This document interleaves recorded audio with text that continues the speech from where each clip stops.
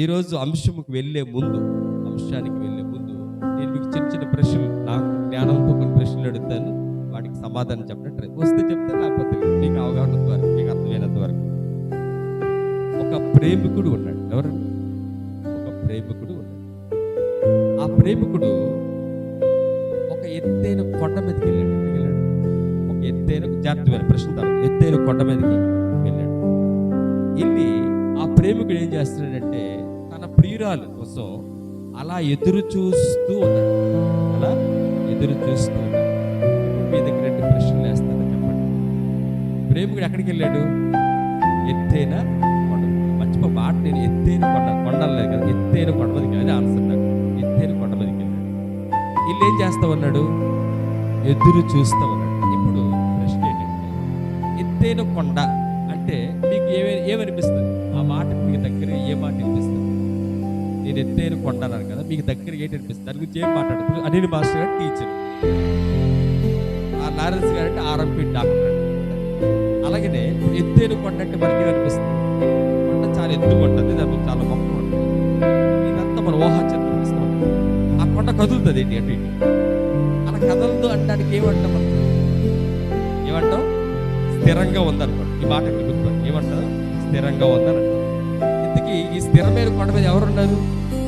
ప్రేమికుడు. ఏం చేస్తాడు?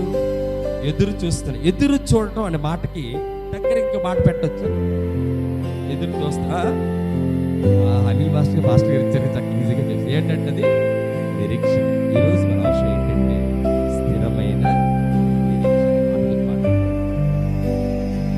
స్థిరమైన నిరీక్షణ. సరే, ఇప్పుడు నిరీక్షణ అంటే ఏంటి?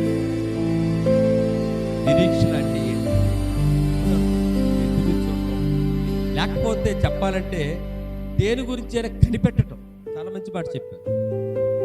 బైబిల్ మంచి మాట ఉంటుంది. ఈ మాట కనిపెట్టే మాటకు చెప్తాను. అంటే ఎలా కనిపెట్టాలంటే బైబిల్ ఉంటుంది. ఇప్పుడు కాపలాదారుడు ఆ రేయి మొదటి జాబ్ కోసం కనిపెడతాడు, ఎప్పుడు అయిపోతుందని. అలా కనిపెట్టాలి. సరే, నిరీక్షణ అంటే ఏంటి? కనిపెట్టుట, లేకపోతే ఎదురు చూడటం. ఇంకా చెప్పాలంటే ఆశే మనల్ని కనిపెట్టేటట్టు చేస్తుంది. జాగ్రత్తగా ఆశే మనల్ని కనిపెట్టేట్టు చేస్తుంది. సో ఇప్పుడు మనకి నిరీక్షణ అంటే ఏంటో అర్థమైంది. కొండ అంటే స్థిరంగా ఉంటుంది. ఈ స్థిరాన్ని సరసాన్ని ఇప్పుడు మీరు మాట్లాడాలి. ఈ రాళ్ళు మాట, ఇది నా మాట కాదు. ఈ స్వయంగా ఎవరన్న మాట? ఇది యేసుప్రభు గారు మాట. ఆయన ఎంత గొప్ప మాట అన్నాడంటే, ఇక్కడ చదువుకున్న వాళ్ళకి దానికి దైవ కటాక్షం గారు ఉన్నారు. ఆవిడ ఫిజిక్స్, ఎంఎస్సి ఫిజిక్స్. అలాగే రామకృష్ణ మాస్టర్ గతంలో అనుకుంటే ఆయన కూడా ఫిజిక్సే. వీళ్ళందరికీ తెలుస్తుంది, చదువుకున్న తెలుస్తుంది. ఒక రాయి ఉంది, ఏముంది? రాయి. ఆ రాయిని అక్కడ పెట్టాం, చూస్తుంది. ఆ రాయికి ఒక శక్తి ఉండదు శక్తి ఉంటుంది. దాన్ని స్థితి శక్తి అని ఏమంటారు? దాన్ని ఇంగ్లీష్లో పొటెన్షియల్ ఎనర్జీ అని. అది అలా స్థిరంగా ఉంటుంది. అలాగే మీకు దగ్గరకు అర్థం కాదు, స్థిరమైనది శాశ్వతమైనది తెలియదు. మన మానవ శరీరం ఉంది కదా, ఒకరోజు ఈ శరీరం బట్టి పాటిస్తారు. మన క్రైస్తవుల ఆనవాయితీ. మన పెద్దలు చాలా మంది, మన నాన్నగారు ఎవరైనా మనం ఓపెన్ చేస్తే కళ్ళు కానీ, చర్మాలు కానీ, కాలు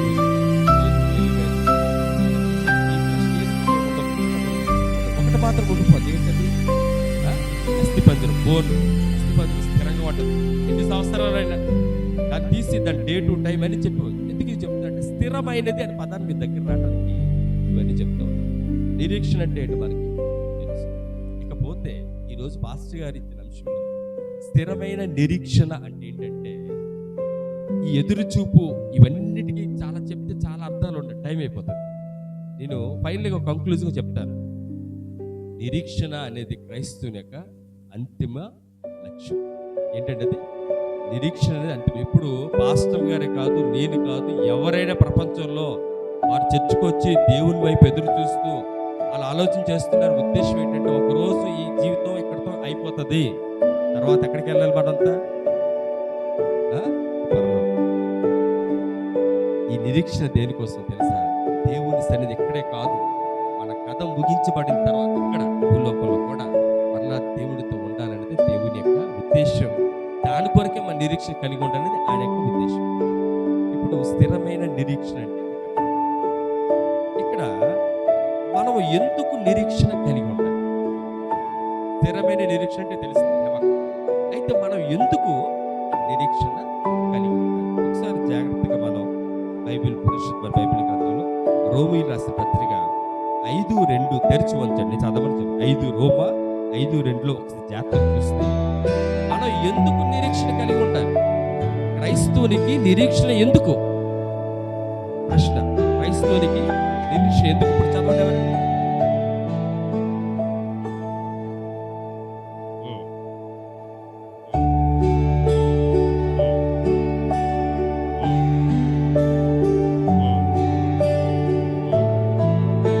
ఏమన్నంటే దేవుని మహిమను కూర్చిన దేని బట్టి అంటే నిరీక్షణ బట్టి.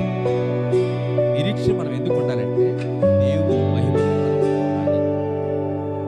ఎప్పుడు చూస్తాం వాస్తవంగా దేవుని మహిమని?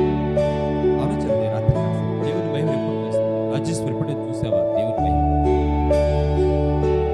చూద్దా దేవుని మహిమ ఎప్పుడు చూస్తామో తెలుసు. ఒకరోజు దేవుని కొరకు ఎదురు చూసి ఆ విశ్వాసాన్ని పాస్టర్ గారి మధ్య చెప్పారు, మంచి పోరాటము పోరాడి తిని ఆ పరుగు అడముట్టించి తిని విశ్వాసాన్ని కాపాడుకుంటుంది. ఈ మాటలు మనం ఏమైనా చెప్పగలుగుతామా? పొరపాటున అనుకుంటాం, ఒకరోజు ఎవరైనా డెత్ అవ్వాలి, అయినాక ఆ ప్రభు సన్నిధిలో ఆయన ముందు ధైర్యంగా నిల్చొని ప్రభువా మంచి పోరాటము పోరాడి తిని ఈ మాట చెప్పగలుగుతాం? చెప్పలేదు. బహుశా నువ్వు అలా చెప్పలేని స్థితిలో ఉన్నావు అంటే నువ్వు క్రైస్తవుని కానే కాదు. నీకు విశ్వాస జీవితం నిరీక్షణ లేదు. ఉంటే కనుక నువ్వు ఆ మాట చెప్పవలసింది. సరే, అంశాలకు ఎందుకు మనం నిరీక్షణ కలిగి ఉండాలంటే దేవుని యొక్క మహిమ కొరకు మనం నిరీక్షణ కలిగి, అదే దేవుని యొక్క మహిమకు నిరీక్షణ కలిగి ఉండడం అనేది క్రైస్తవుని యొక్క అంతిమ లక్ష్యం. ఇకపోతే రోమా 5:3లో లేకపోతే కీర్తనలు 62:5లో చూడండి. కీర్తనలు 62:5 తీస్తే ఒకసారి జాగ్రత్త.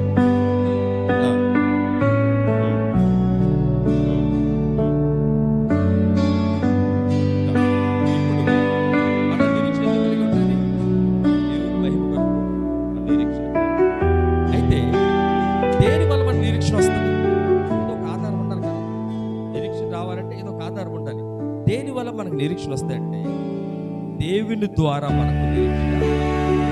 ఎందుకంటే మన నిరీక్షణ అతిశయాస్పదం. ఆయన కూడా మనం ఎదురు చూస్తున్నాం.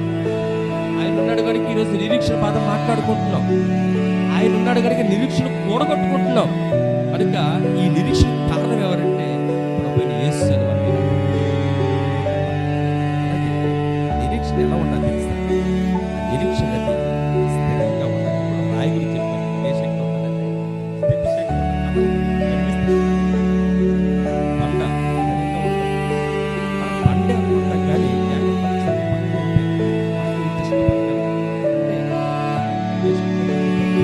స్థితి శక్తి పొటెన్షియల్ మోషే విషయం గమనిస్తే ఆ జీవజలం ఆ దాహం తీరడానికి ఏం చేశాడు? చూడండి దేవుడి యొక్క మహిమ. ఆ ఎనక జలాలు లేవండి, ఆరేంటి కలగలేదు. కేవలం ఒక పంటను కొడితే దాని నుంచి నీరు వచ్చింది. అంటే దేవుడు ఆ పంటలో సహితం నీటిని నింపగలిగాడు. ఈరోజు మన జీవితాల్లో ఏమున్నాయంటే మనది యాక్చువల్గా పాస్టర్ గారు వాక్యం చెప్పాడు. ఏం చెప్తాడు? మనం ఎక్కడ కట్టబడాలట? బండ మీద. మన నిరీక్షణ అలా ఉండాలని దేవుని యొక్క ఉద్దేశం. సరే, దేనివల్ల మన నిరీక్షణ కలుగుతుందంటే దేవుని ద్వారా మనకు నిరీక్షణ కలుగుతుంది. అయితే ఈ నిరీక్షణ ఎలా ఉండాలంట? స్థిరంగా ఉండాలి. ఎలా ఉండాలి? స్థిరంగా ఉండాలి.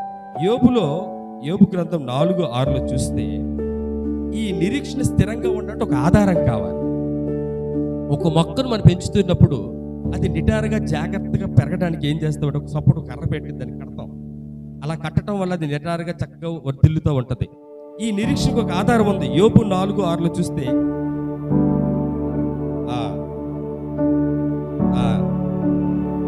చాలు, నీ యథార్థ ప్రవర్తన నీ నిరీక్షణకు ఆధారం.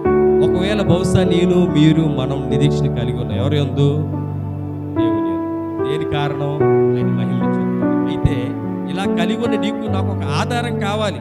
ఆ నిరీక్షణ కొనసాగించడానికి, ఆ నిరీక్షణ కూడగొట్టుకోవడానికి ఏంటి ఆధారం అంటే యథార్థమైన ప్రవర్తన. ఈ రాత్రికాల సమయంలో ఈ వాక్యం వింటున్న మనం, నేనైనా మీరైనా, మన ఎవరైనా యథార్థమైన ప్రవర్తన మనం కలిగి ఉండాలి.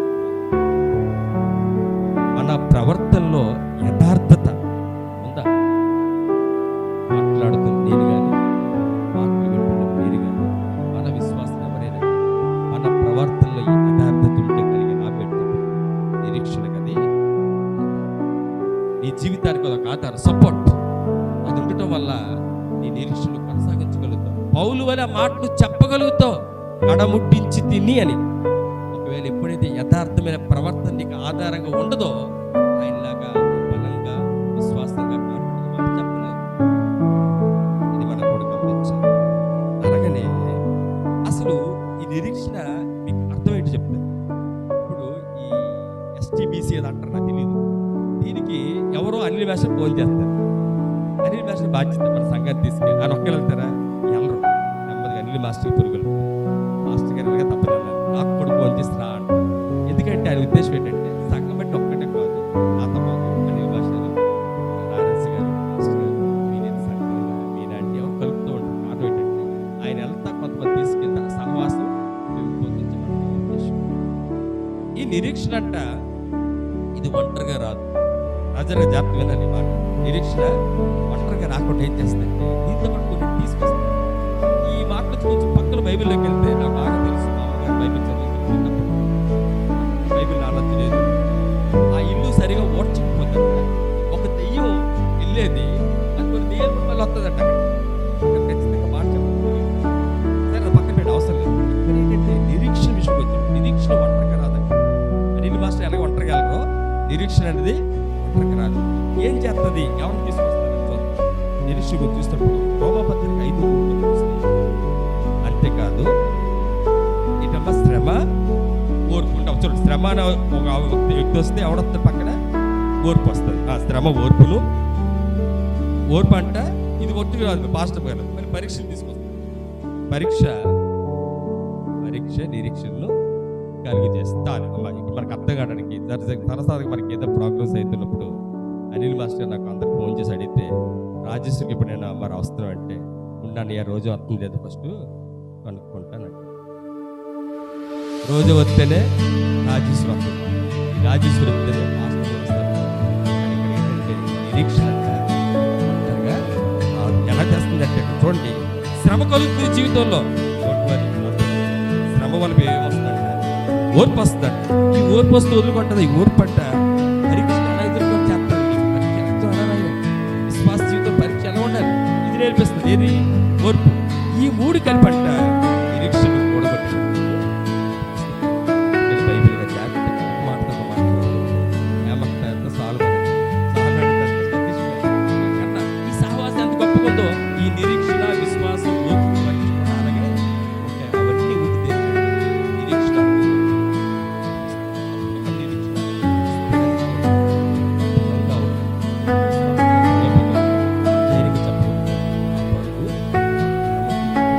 నిరీక్షణలో అలాగే ఒకసారి యెషయా 50:5 చూస్తే ఇవన్నీ ఉన్నాయి. కానీ ఆ నిరీక్షణ మనం పొందాలంటే ఆ పని చేయాలి. ఆ పని చేస్తే మన నిరీక్షణ పొందగలుగుతాం. అప్పుడే మన జీవితం నిరీక్షణ కలుగుతాం. ఏం చేయాలి చూస్తే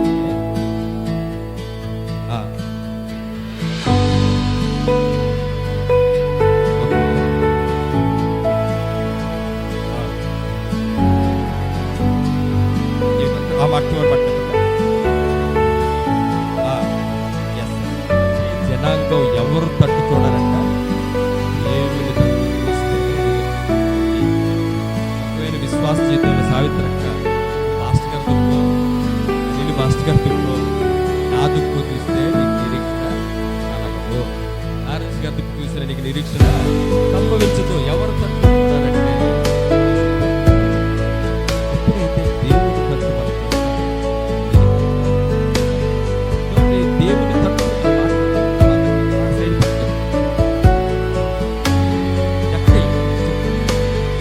ఎలా ఉన్నారా పుట్టోడు వాడు ఎత్తుకోలేడు, ప్రభుత్వం ఏదో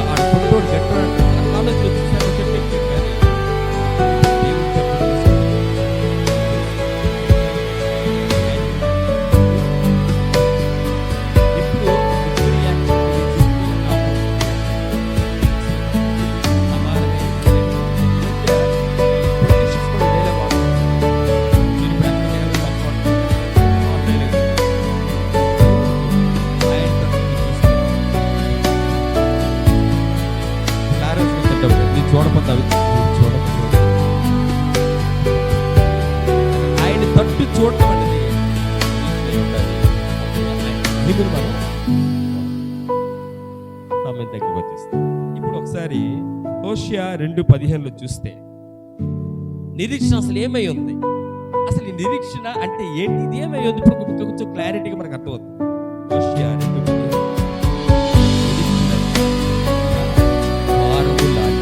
ఎలాంటిదండి? నిరీక్షణ వారం ఏంటంటే నువ్వు చర్చిలో ప్రవేశించడానికి నిరీక్షణ ఒక ద్వారం లాంటి. దేనిలోకి ప్రవేశించడానికి? దేవుని మహిమలోకి. మనం మొదట అదే చెప్పాను, దేవుని మహిమలోకి మనం ప్రవేశించడానికి నిరీక్షణ అనేది ద్వారం. బైబిల్లో ఉంటుంది, ప్రభు అంట ఎక్కడున్నారు? తలుపు అంటారు. ఏంటి తలుపు అంటే? ద్వారం దగ్గర ఉన్నాడా, లోనికి వచ్చాడు, బయట ఉన్నాడు? ద్వారం నందు ఉంటే ఆయన తడుతూ ఉంటాడు, నాకింగ్ చెప్పు తడుతూ ఉంటాడు. రోడ్డు మీద టీవీ సీరియల్ ఇస్తే వంటకాలు సినిమా పాటలకి పొక్కించిపోయిన వారు చాలా మంది ఉన్నారు. వచ్చినా కూడా ఆ సినిమా పాటలు ఏదో తెలిసి ఏదో చాలా మంది అంటారు, నాతో దేవుడు మాట చాలా విషయం అంటారు. ఈ స్నేహితులు గారు, తండ్రి గారు, తల్లి గారు, భార్యతో, సంఘంలో తోటి విశ్వాసంతో, నాయకులతో మాట్లాడుతుంటే మనం గ్రహించమే.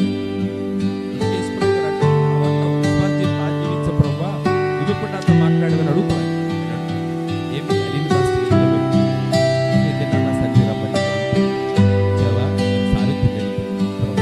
పాత కోసం 2 సార్లు వాళ్ళకి 3 సార్లు ఈ మాట యాక్సెప్ట్ చేయొచ్చు. కాకపోతే ఏంటంటే స్మరణ పెట్టుకెళ్ళాలి. నిరీక్షణ అయితే ఏంటంటే ఒక ద్వారం లేదు అలాంటిదండి. సరే, ఈ నిరీక్షణ ద్వారం కూడా మనం ప్రవేశిస్తే ఏం జరుగుతుంది?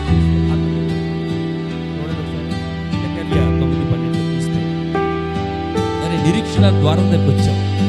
ఈ ద్వారం కూడా మన పైన పొందుకుంటే చర్చిలోకి వస్తే ఎలా మనం ఆశీర్వదించబడతామో, ఈ నిరీక్షణ ద్వారం కూడా బైబిల్లోకి మనం వెళ్తాము. ఏం జరుగుతుంది?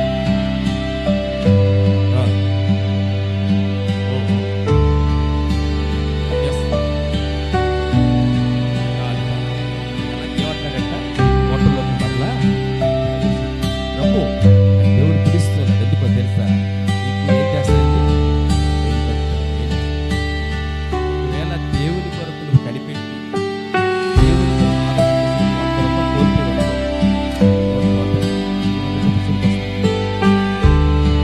కొరకు నువ్వు ఉండటం వల్ల నిన్ను అవమానించరే బహుశా దేవుని మహిమలో నువ్వు గొప్ప భాగ్యం దేవుడిస్తాడు. దేవుని కొరకు ఏది కోల్పోయినా, పని కోల్పోయినా, దేవుని కొరకు ఆరోగ్యం కోల్పోయినా, అదేంటంటే దేవుని కొరకు ఆరోగ్యం కోల్పోవచ్చు. ప్రభు కొరకు ఎదురు చూస్తున్నప్పుడు మరి శారీరక కొంత బలహీనతలు వస్తాయి, రావచ్చు. ఏది కోల్పోయినా అది ఆ నిరీక్షణ ద్వారం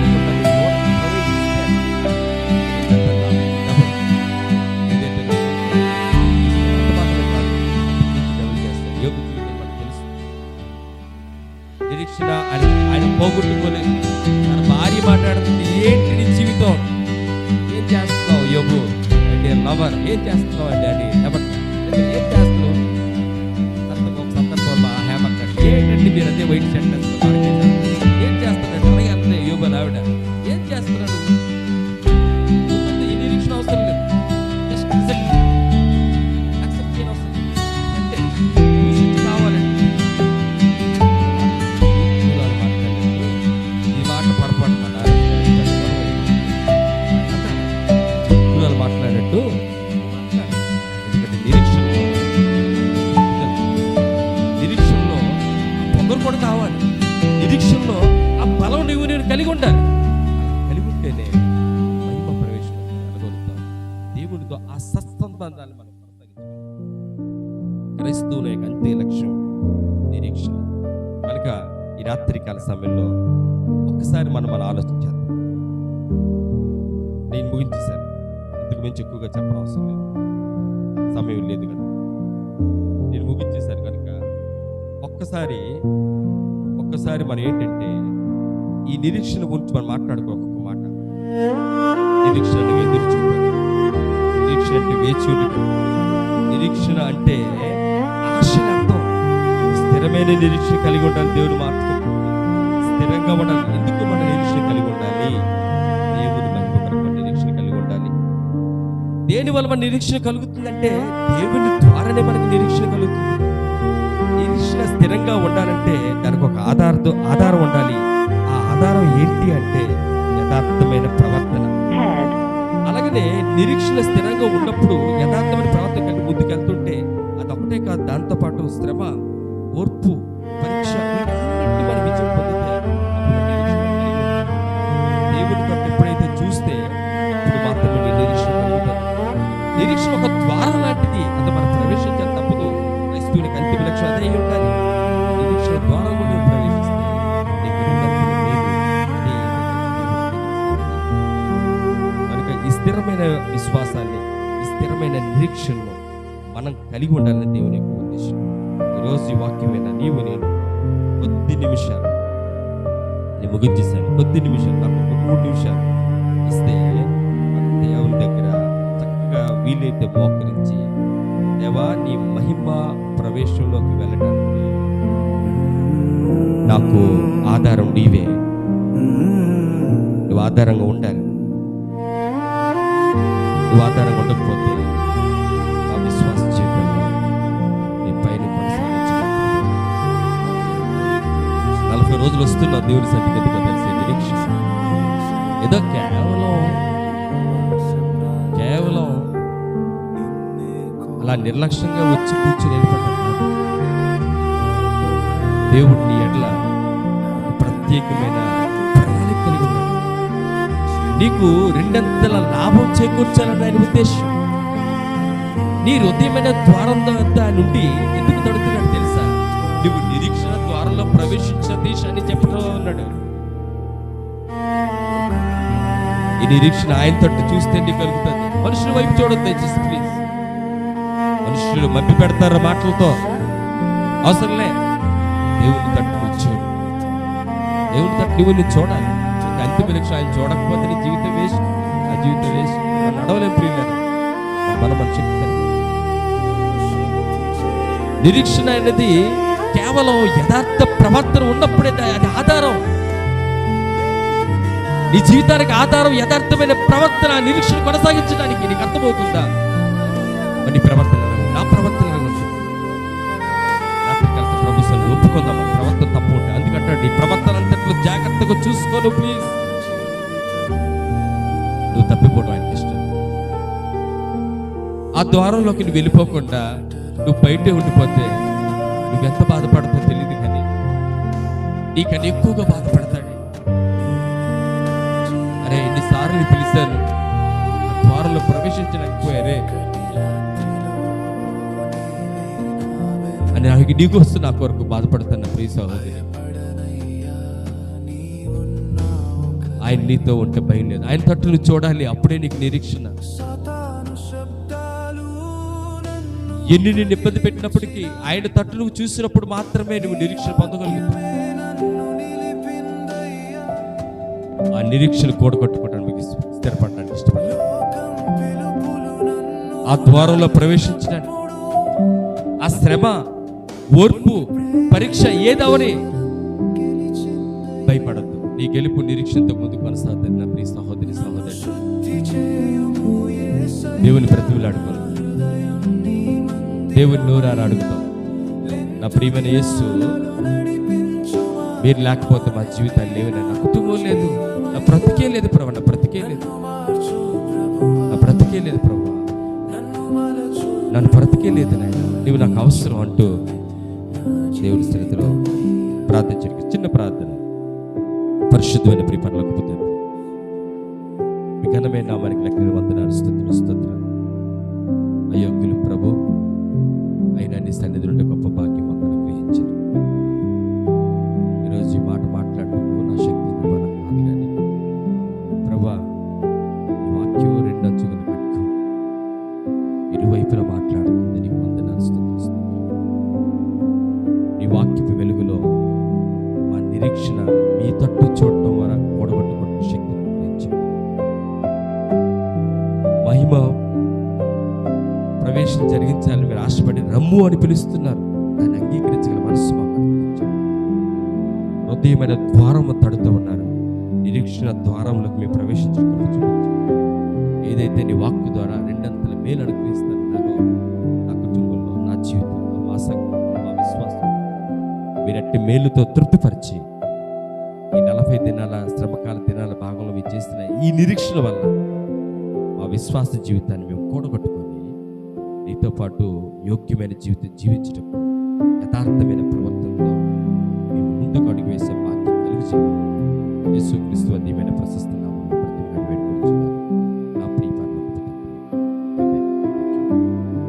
మంచిది. ఇంతవరకు చక్కటి వాక్య సందేశం ఇచ్చినటువంటి సంఘ కార్యదర్శి గారు, సహోదరులు సందేశ్ గారికి ప్రభునామములో వందనాలు తెలియజేస్తూ ఉన్నాను.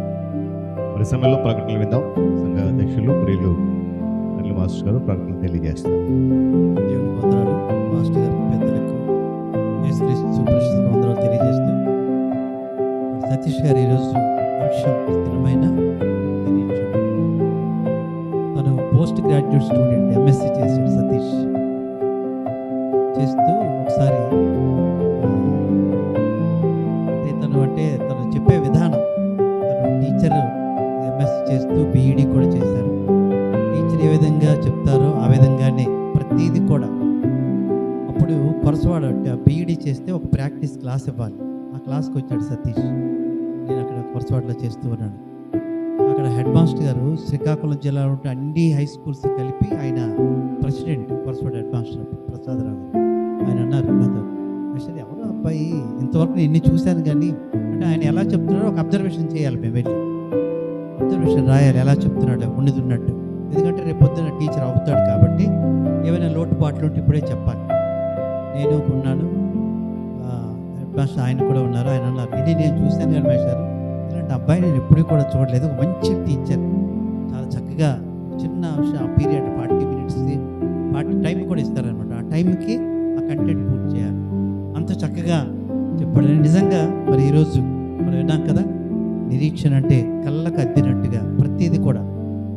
ఒక్క నిరీక్షణ గురించి చెప్పలేదు, తను స్థిరమైన నిరీక్షణ గురించి వెళ్ళాడు. స్థిరంగా ఉంటుంది. దాని తాలూకా ప్రజెంటేషన్ డిఫరెంట్గా ఉంది. స్టార్టింగ్ డైరెక్ట్ బైబిల్లోకి వెళ్ళలేదు. ముందేం చెప్పాడు, మనందరికీ అర్థం అవ్వాలని ఒక ప్రజెంటేషన్ ఇచ్చాడు. Wonderful presentation. అయితే మనం తను చెప్పేది ఏంటంటే, మరి నిరీక్షణ తాలూకా తన లక్ష్యం ఏంటి, తన తాలూకా నిరీక్షణ యొక్క లాస్ట్ లక్ష్యం ఏంటి, అల్టిమేట్ గోల్ అంటాం. ఏంటి, దేవునికి దగ్గర అవ్వటమే గోల్ అంటూ. అంటే మనకి తనకు ఒక విధంగా ఒక చిన్న లెసన్ కూడా ఇచ్చాడు మనకి. ఇప్పటి వరకు మనం ఏదో వస్తూ పోకుండా కాకుండా దేవుని గురించి ఎలా చేయాలట, ఎదురు చూడాలి, నిరీక్షణ కలాలి. అప్పుడే మనకి ఏంటట, దేవుడి దగ్గర వెళ్తాం. మరి ఎందుకు మన నిరీక్షణ ఉండాలంటే దేవుణ్ణి మహిమపరచాలి. అదేవిధంగా మన తాలూకా ఈ టైంలో మన తాలూకా ప్రవర్తన కూడా చాలా జాగ్రత్తగా మరి చూడాలంటూ మరి యోబుని తీసుకున్నాడు దాంట్లో ఆధారం అంటూ. తర్వాత నిరీక్షణట ఒంటరిగా రాదు, అది సింగల్గా రాదు, అన్నీ కలిసే వస్తాయి. నిరీక్షణ అంటే ఇవన్నీ ఉండాలి. ఇవన్నీ ఉండి తను ముగిస్తూ నిరీక్షణ ఏంటట, ఒక ద్వారం ఉంటుంది. ఆ నిరీక్షణ ద్వారం దగ్గరికి వస్తే ఎంత ఇచ్చేసాడు. ఇప్పటివరకు మన జీవితంలో నిరీక్షణ లేదనుకోండి, అందరిలాగే మనం ప్రార్థన చేస్తున్నా వెళ్తున్నాం. కానీ మన తాలూకు ప్రార్థనలో కానీ, మన తాలూకు వాక్యం చదవడంలో కానీ, మనం చెప్పే ప్రజెంటేషన్లో కానీ ఏముండాలట, నిరీక్షణ, స్థిరమైన నిరీక్షణ ఉండాలి. అప్పుడే మనకేంటట, రెండంతల మేలు కూడా వస్తుందట. ఎప్పుడైతే అలాంటి నిరీక్షణతో ప్రార్థన చేస్తావో, చాలామంది మన చర్చిలో ప్రార్థన చేయమంటారు, ప్రార్థన చేయండి స్వస్థపరిపోతుంది. అది కాదు మనం చెప్పేటట్టు. ఏంటంటే స్థిరమైన నిరీక్షణతో ఏదైతే ఉంటామో అప్పుడే మనకేంటట, రెండంతల మేలు చేయడానికి దేవుడు సిద్ధంగా ఉన్నాడు అంటూ మనకు కూడా చిన్న హెచ్చరిక చెప్పిన విధానం బట్టి మరి సతీష్ బెహ్రాకి అభినందన తెలియజేస్తూ ఒకసారి చప్పట్లు కొడదాం. చాలా చక్కగా తనకిచ్చినటువంటి టైంలో తను పూర్తి చేశాడు. ఆ టైం అయిన తర్వాత పాట పెట్టాడు. నిజంగా చాలా సంతోషం. మరి తను చెప్తూ మరి దేవుని తట్టు తిరగాలి, నిరీక్షణ ద్వారం దగ్గర ఉంటే ఏమొస్తుందట? పరిపూర్ణ భాగ్యం అని కూడా వస్తుంది. ద్వారం దగ్గర నిల్చుంటే మనకి ఏమొస్తుందట? పరిపూర్ణ భాగ్యం. నేను అనుకున్నాను నేనేంటట సంతోషం. ఆ సంతోషం ఉండాలంటే దాని కొనసాగింపేటి స్థిరమైన నిరీక్షణ. ఆ సంతోషం మన జీవితంలో కలకాలం ఉండాలంటే మనం ఏం చేయాలంట? తాత్కాలికం కాదు, కలకాలం ఉండాలంటే స్థిరమైన నిరీక్షణ కలిగి ఉంటే వచ్చే బహుమానం ఏంటంటే పరిపూర్ణ భాగ్యం. ఎలాంటి పరిపూర్ణ భాగ్యం తెలుసుకోవాలంటే రేపు సాయంత్రం మన తలకు అంశం ఏంటి? పరిపూర్ణ భాగ్యం. మరి 6:30కు రేపు మరలా కలుద్దాం. మరి యథావిధిగా ప్రతిస్పందన మరి అంశము ముందుగానే ఇస్తూ ఉన్నారు. దాని గురించి కూడా అందరూ కూడా సిద్ధపడాలని కోరుతూ ఈ ప్రకటన ఇంతటితో ముగిస్తున్నాం. Thank you.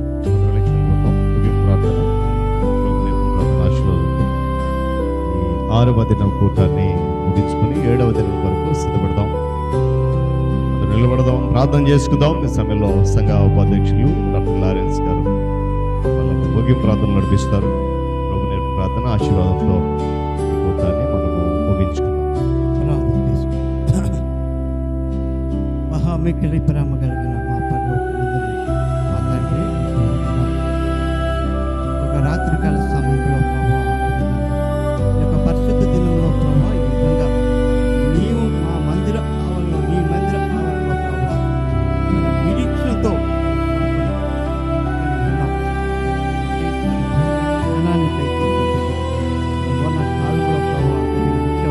పట్టుకున్నావు నాయన.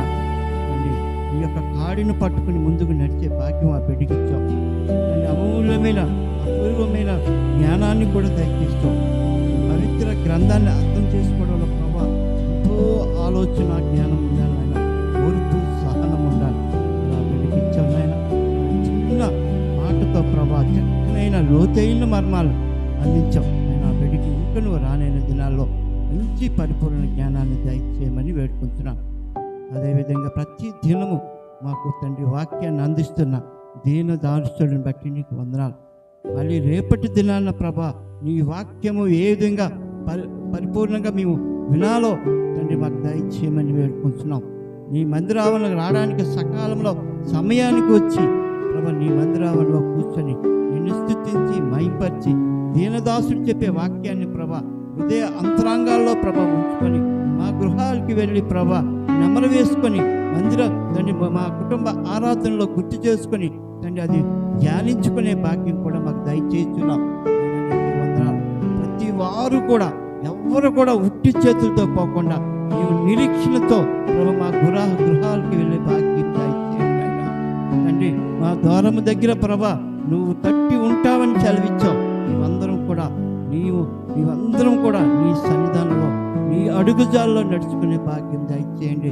ప్రతి వారు కూడా రాను రాను ప్రభా ఇంకనూ నీ మందిరావరణలో తండ్రి ఎక్కువగా బలపడే భాగ్యం దయచేయండి. నీ వాక్యమనే ఖడ్గం చేత మేమందరం నలగొట్టుకునే భాగ్యం దయచేయమని వేడుకుంటున్నాం.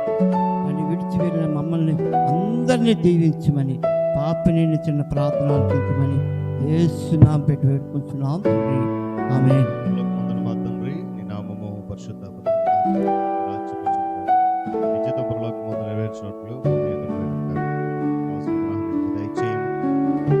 క్షమించిన ప్రకారం మరణము క్షమించు, శోధం నిరంతరము దేవుని ప్రేమ, రక్షకుడైన యేసుక్రీస్తు పరిశుద్ధాత్మ దేవుని సహవాసం, ఆయన సన్నిధికి కుటుంబాలకు, సంఘానికి, సంఘ పరిశుద్ధులకు, ప్రముఖంగా ఈ దినాన వాక్య సందేశం ఇచ్చినటువంటి కుటుంబానికి సదాకాలము తోడేడు నడిపించును గాక. ఆమేన్.